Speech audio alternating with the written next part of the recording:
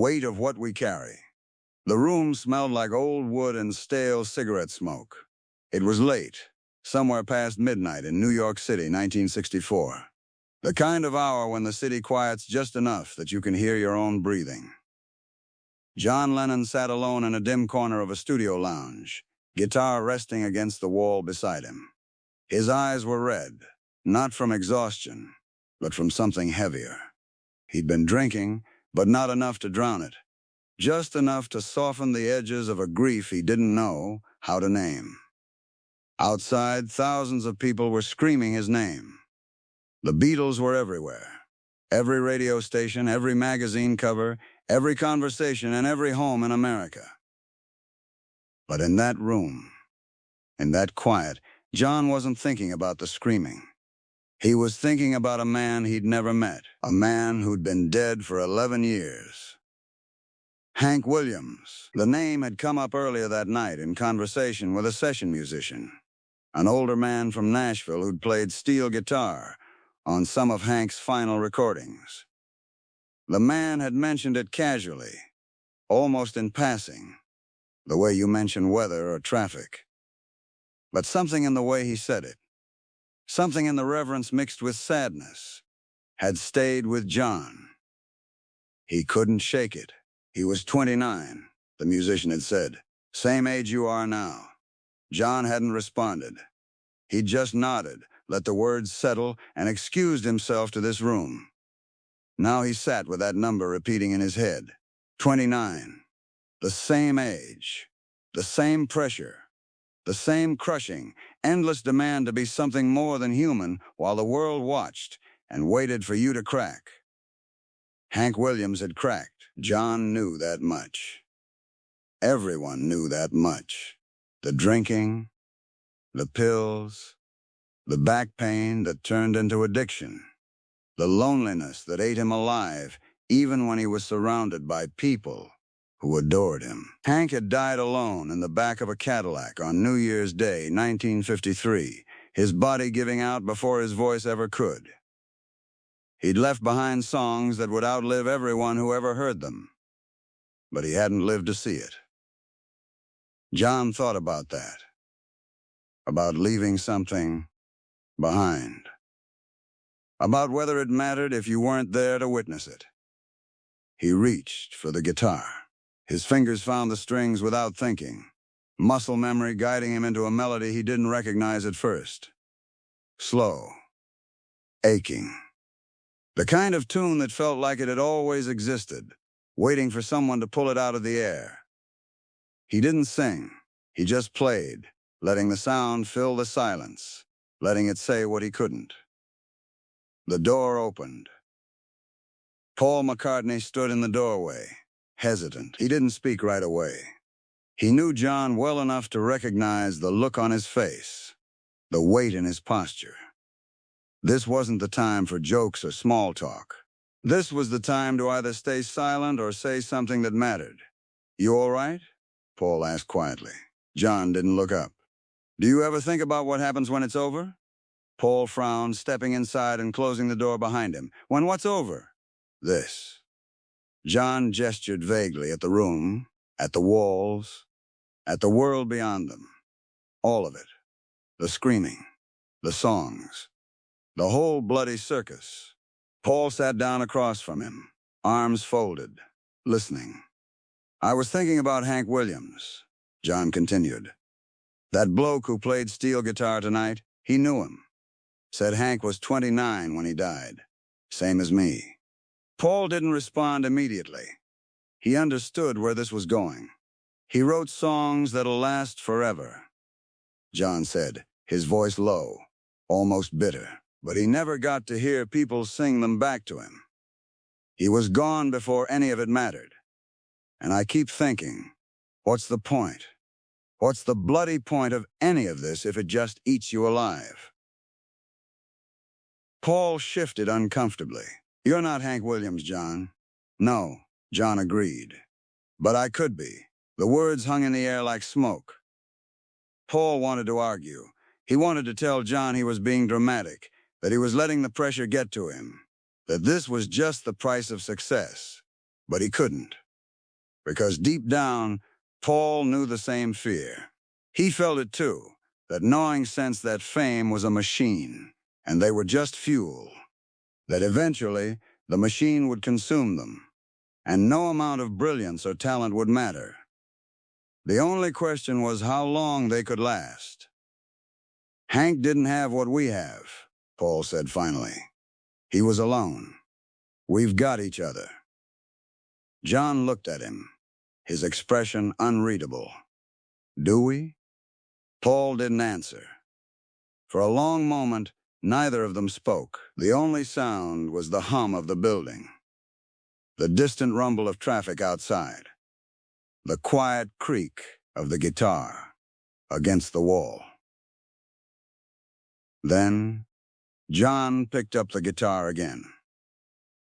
This time, he played something different, something familiar, a Hank Williams song, "I'm So Lonesome I Could Cry." He sang it softly, almost to himself. His voice wasn't polished. It cracked in places, rough around the edges, raw in a way his Beatles vocals never were. But it was real. It was honest. And Paul listened, watching his friend pour something out that he couldn't name, something that had been building for months, maybe years. When the song ended, John set the guitar down and rubbed his face with both hands. "I don't want to die like that," he said quietly. "I don't want to be a ghost people talk about like some tragic bloody legend. I want to be here. I want to see what it all becomes." Paul nodded. "Then we make sure you do." It sounded simple. It sounded like a promise. But both of them knew it wasn't that easy. The world didn't care about promises. The world wanted what it wanted, and it didn't stop until it got it. Across town, in a record shop that stayed open late, a young clerk was flipping through vinyl records in the back room. He was supposed to be organizing inventory, but he'd gotten distracted by an old Hank Williams compilation someone had traded in earlier that week. He'd heard of Hank before, of course. Everyone had. But he'd never really listened. He put the record on. The first song that played was "Your Cheatin' Heart." Slow, mournful, heartbreaking in a way that felt almost too personal, like eavesdropping on someone's private grief. The clerk stood there, frozen, as Hank's voice filled the room. There was something in it that hit harder than anything he'd heard in a long time. It wasn't just sadness. It was acceptance. It was the sound of someone who knew exactly how the story ended and sang it anyway. He thought about the Beatles, about how different they were, how loud and electric and alive. But underneath all of that, underneath the screaming and the energy, he wondered if they felt the same thing Hank felt, if they carried the same weight. He wondered if anyone who made music that mattered ever got to feel light. Back in the studio lounge, John and Paul sat in silence. The guitar was back against the wall. The room was darker now, the lights dimmed to almost nothing. "Do you think he knew?" John asked suddenly. Knew what? That he mattered. That people would remember him. Paul thought about it. "I don't know. Maybe. Maybe not." "I hope he did," John said. "I hope he at least had that." Paul wanted to say something comforting, something wise. But he didn't have the words. So he just sat there, present, solid, the only kind of support he knew how to give. Eventually, John stood up. He stretched, rolled his shoulders, let out a long breath. "I need to write something," he said. "Something that lasts. Not just another pop song. Something real." Paul stood too. "You will." "How do you know?" "Because you already have. You just don't see it yet." John looked at him. Skeptical, but softened. "You always know what to say, don't you?" Paul smiled faintly. "Not always. But I try." They left the room together, stepping back into the bright, chaotic world of cameras and schedules and expectations. But something had shifted. Something small, but significant. A recognition. that they were walking the same path Hank Williams had walked, but they didn't have to walk it alone. And maybe that was the only difference that mattered. Years later, after John was gone, after the world had lost him too soon just like it lost Hank, people would talk about this night.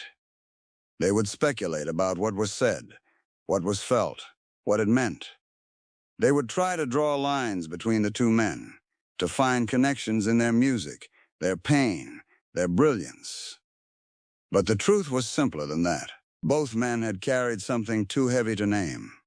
Both had tried to make sense of it through songs, and both had left behind echoes that outlived them. Melodies that would be sung long after the people who created them were gone. In 1964, John Lennon didn't know how his story would end. He didn't know that he'd become the very thing he feared, a legend, a ghost, a voice frozen in time. But in that quiet room, late at night, he felt the weight of it. He felt the pull of something bigger than himself, something that demanded everything and gave nothing back except the hope that maybe, just maybe, it would mean something to someone. And maybe that was enough. The guitar sat silent against the wall. The room was empty again. But the sound of what had been played there lingered, hanging in the air like smoke, like memory, like the echo of a voice that refused to fade. Outside, the city kept moving. People kept screaming. The machine kept turning. But for one quiet moment, in the space between the noise, two men had sat together in the dark and acknowledged what they both knew, that greatness came with a cost. That fame was a fire that could warm you or burn you, and you didn't always get to choose. Hank Williams had burned. John Lennon would burn too, years later in a different way. But on that night, in that room, he was still here, still breathing, still holding the guitar, still trying to make sense of it all. And maybe that was the only victory that mattered. The next morning, the Beatles were back on stage. Thousands of people screamed. Cameras flashed. The world watched. John played. He sang. He smiled. But somewhere inside, he carried the weight of what he'd felt the night before. The connection to a man he'd never met. The understanding that they were part of the same story, separated by time, but bound by the same impossible burden. He didn't talk about it. He didn't write a song about it, not directly. But it was there, woven into everything he created after that night. A quiet reverence for the cost of making something beautiful. A respect for the ones who came before him and didn't survive it. And when he played, when he sang, when he poured himself into the music, he did it with the knowledge that this might be all that lasted. That the songs might outlive him. That one day, someone else might sit in a quiet room and think about him the way he thought about Hank. Not as a hero, not as a legend, just as a man who carried something heavy and tried to make it beautiful. The guitar stayed silent. The room stayed empty. But the music never stopped.